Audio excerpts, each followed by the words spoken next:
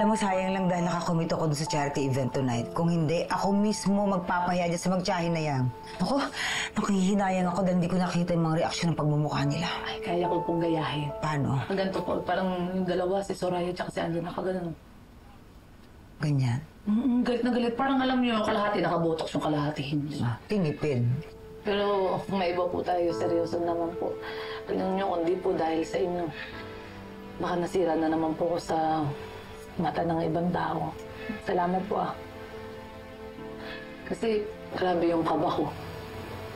Akala ko kasi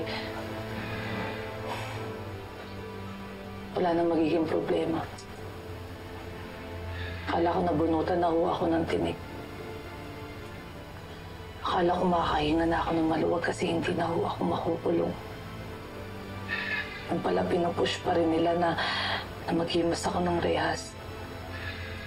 Miss May, nakabiho kasi yung naging trauma ko talaga. Alam ko, Ikip. Sa dinami-dami ng mga pinagdaanan sa buhay mo, kotang-kota ka na. Pero wag na wag kang susuko, Marami pa tayong gagawin plano. Ha? Sa ngayon, umuwi ka na, magpahinga ka na muna, ha? Miss May, paano yan kapag umuwi ako tapos habang natutulog tayo ng mahimbing, doon gagalaw yung dalawang demonya. Doon sila magpaplano pa. Paano tayo? Huwag ka mag-alala. Alam ko 2 steps, hindi, mga 3 steps away tayo. Ahead sa mga plano nila. Diba? Kagaya ng ginawa natin. Opo, mismo. Ano na naman kasing binabalak ng dalawang magkaibigan na yan? Eto na po.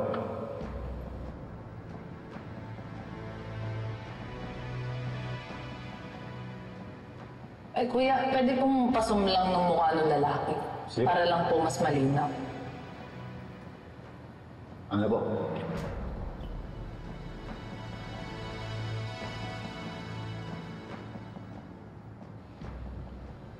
Parang minumukhaan ko tong lalaki.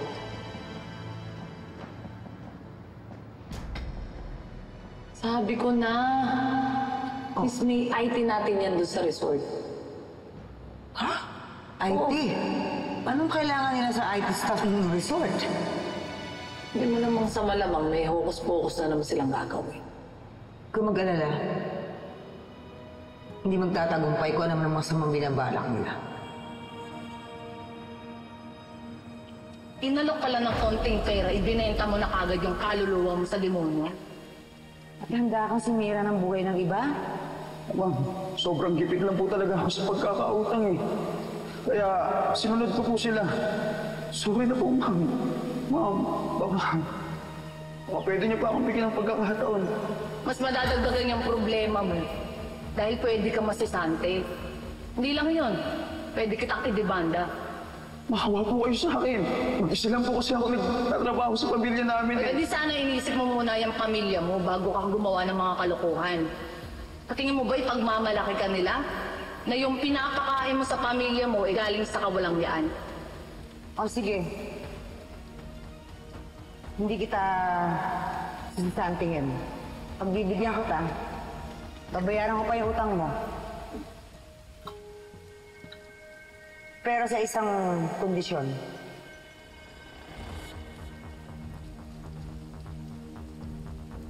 Kung ito ang ipi-play mo sa event,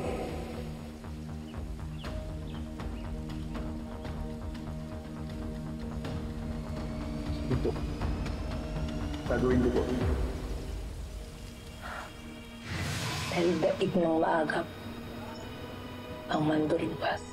alam mo, ang mali nila, dinala nila tayo sa impyerno. Kaya alam na natin ang galawan ng mga demonyong kagaya nila. Ngayon, alam na natin kung paano sila pababagsakin.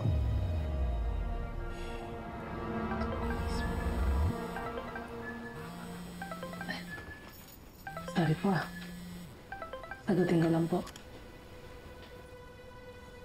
Nong! Nong, kamusta po? Napatawag po kayo. Hindi. Nangangamusta lang higit. Nabanggit sa akin ni Gemma Lu na muntik ka ng siraan ni Angela.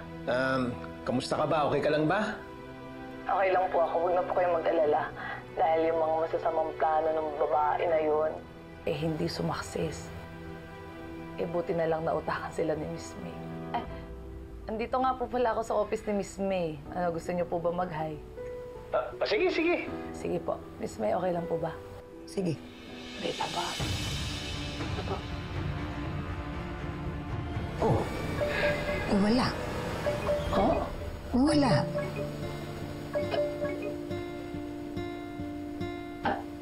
Namatay. Walang signal. Ganun po kasi sa lugar namin eh. Biglang tinatopak yung linya. Okay lang. Meron pa naman next time. Pasensya na po kayo Proud lang po talaga ako ipagmalaki sa kahit kanino na meron na po akong Miss May na kagaya niyo na walang sawang tumulong sa akin. Okay lang yung Ikit. Alam mo, ang saya-saya ko kapag natutulungan kita. Pakiramdam ko kasi parang naililigtas ko rin yung anak ko na namatay. Para bang kahit pa paano, yung mga bagay na hindi ko nagawa sa kanya noon, parang kahit pa paano nakakabawi ako sa kanya ngayon.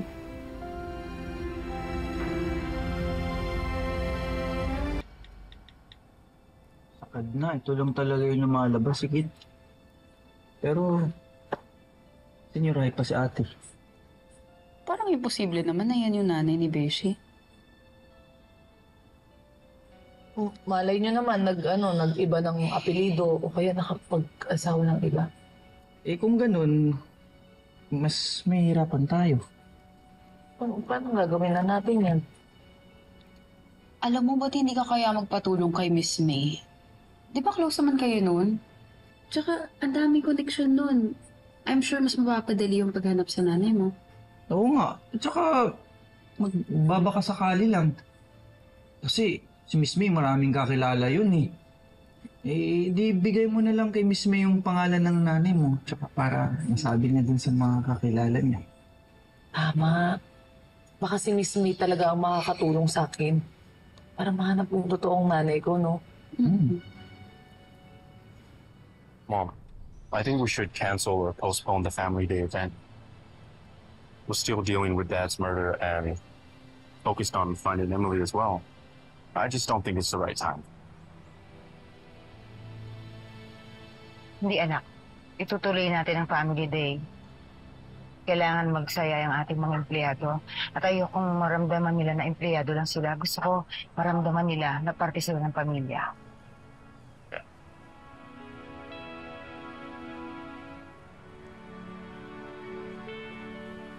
They're happy to see you. Ako din. Ikit!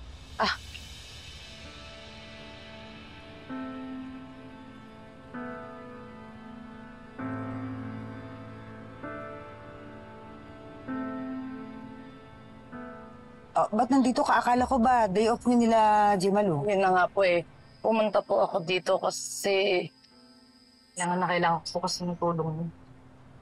Ano yun? May hinahanap po kasi akong tao. Ginawa na po namin lahat ni Jemalu pero wala na po talagang. Yun na lang po yung huling pag-asa ko na tutulong sa akin.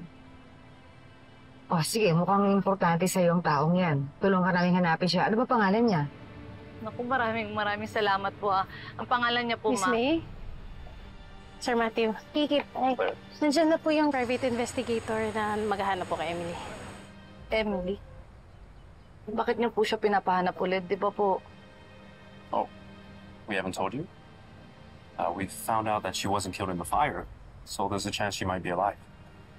Talaga po? No, maraming salamat sa Diyos. I just hope we find her soon, because Mom hasn't been sleeping lately and she really hasn't eaten a lot either. Naku, Miss May, pasensya na po kayo Hindi ko po alam na may pinagdadaanan po pala kayo. Naku, Ikit. Huwag mo na akong intindihin. Okay lang yun.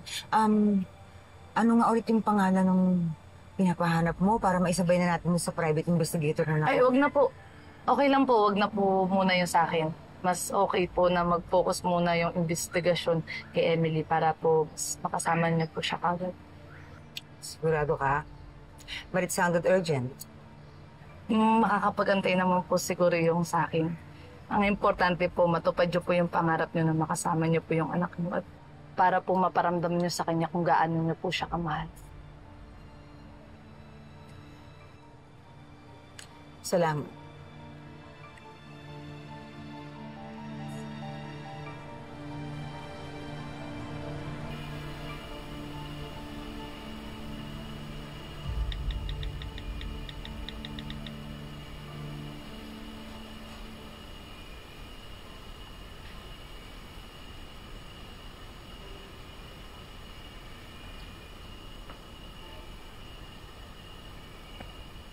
Kit, No, ba't di ka pa natutulog?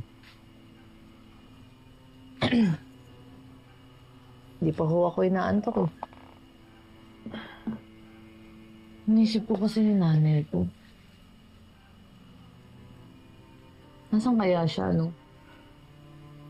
Ngayong ginagawa niya. Alam mo, no? Bigla ko lang po naisip. Paano kaya kung humingi ako ng tulong kay Miss May? Kaso wag na.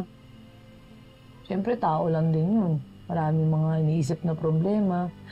Kaya ayoko naman makadagdag pa. Alam mo, napansin ko lang ha. Masyadong concerned ka dyan sa Miss May na yan.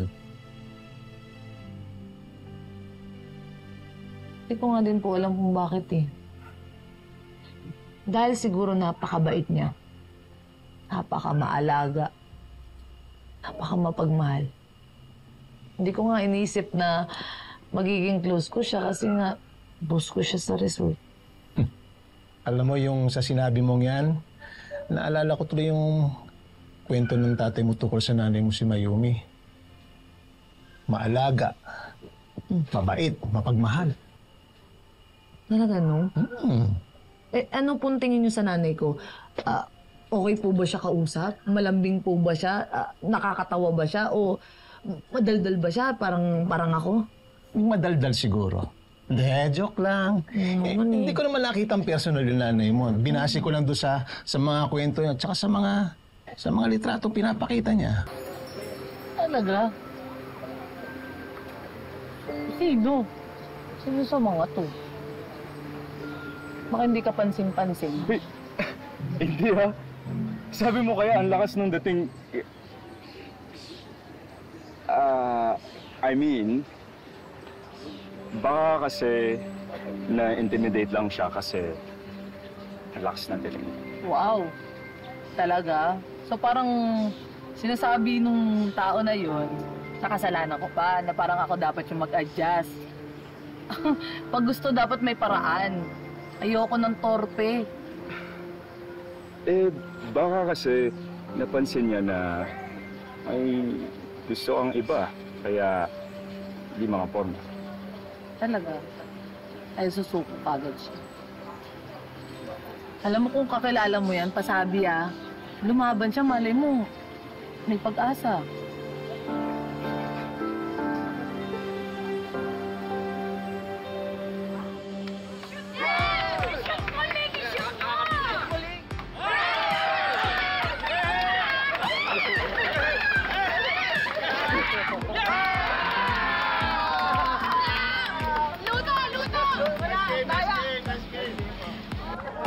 Salamat! Mga talunan. Sige. Kit! Alo kami.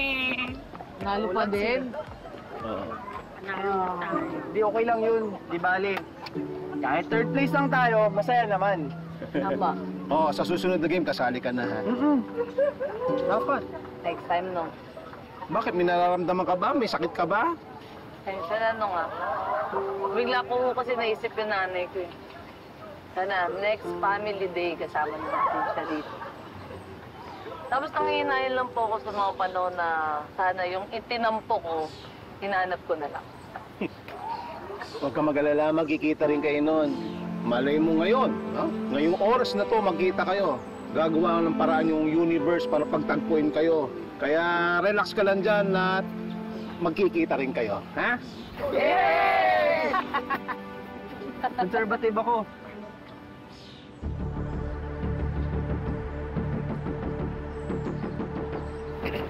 Hi! Kain na kayo? Kumain na ba kayo? Apa, salamat po. Kain na kayo dyan. Sige. Ay, it's okay. Sorry. Hello. Oh, kumusta na siya? Di ba malapit siya gumraduate?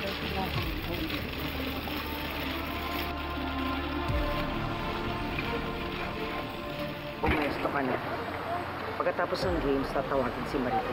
Umakyat ng stage. Yun na yung pagkakataon mo. Bigla huwag kang papalpa. Siguraduhin mong pasasabugin mo yung ulo ni Marikit sa harap mismo ni May, ha? Do a good job. Naintindihan mo ako? Uma.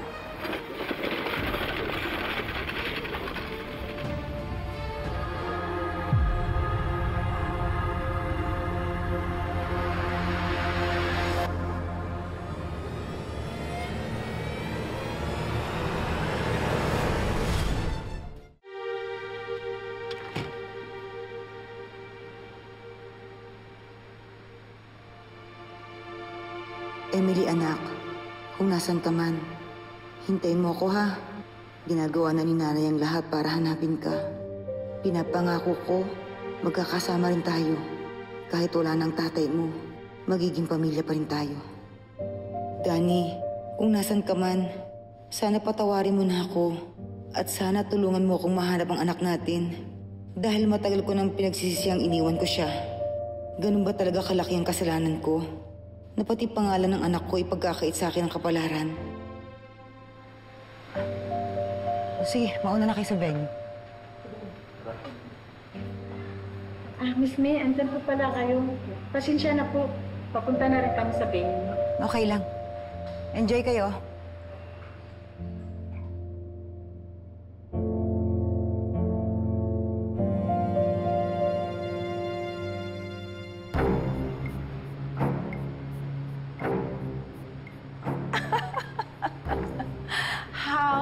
Ironic. May, bakit mo ba tinotorture yung sarili mo, ha? Pinapaligiran mo sarili mo ng mga masasayang mag-ina. Tama ba yun? Alam mo, kapag nag-reunite kami ni Emily, sisiguraduhin ko na ligtas siya sa inyong dalawa na impaktita mong pamangkin at hindi ko haya na saktan mo siya. Kaya nang ginawa ninyo kay Ikit at sa pamilya ko. Alam mo, May, hindi na uubra yung defiance at tapang mo.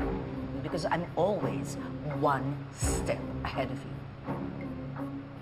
Gumawa na ako ng mga hakbang para masigurado kung never na kayo magkikita ng anak mo.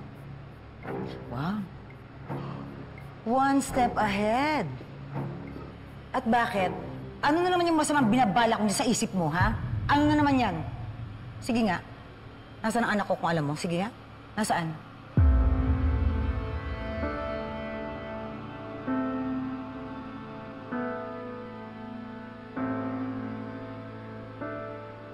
Kahit na alam ko kung nasaan yung impaktita mong anak, sa tingin mo, sasabihin ko sa'yo.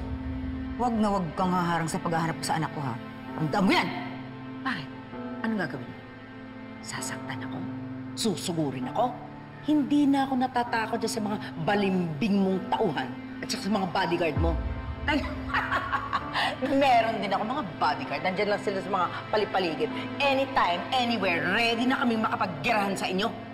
Alam mo, natatakot na ako sa'yo, ha? Ano ba yung mga private army mo? Mga maligno ba yan, duwende? Nasaan? Nasaan? Hoy, hindi ka na invincible, kaya huwag mong iisipin na lagi kang mananalo. Oh, really?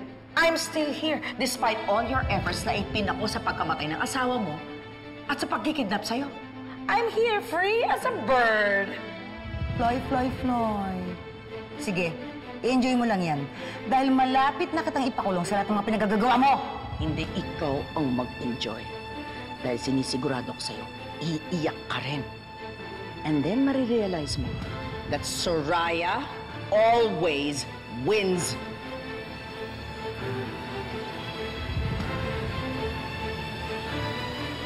Soraya, always win. Buang jud siya, no?